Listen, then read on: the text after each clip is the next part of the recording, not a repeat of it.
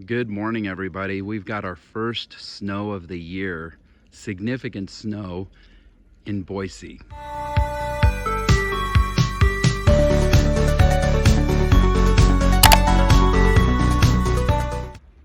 It's about 7:30 in the morning on a Saturday, and I just wanted to share in a brief video here on Idaho Voyager how beautiful it is.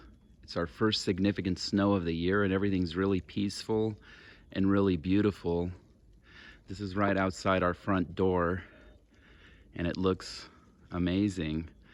And really, as I mentioned, our first snow of the year, and we're on Valentine's Day weekend.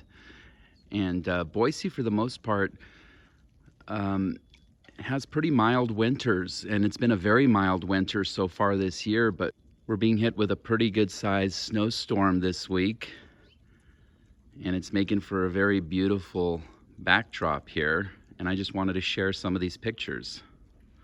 Here's our backyard. Everything's pretty quiet and peaceful. Just wanted to share some of these images here, as this is kind of a treat right now. Late in the year, but still very beautiful.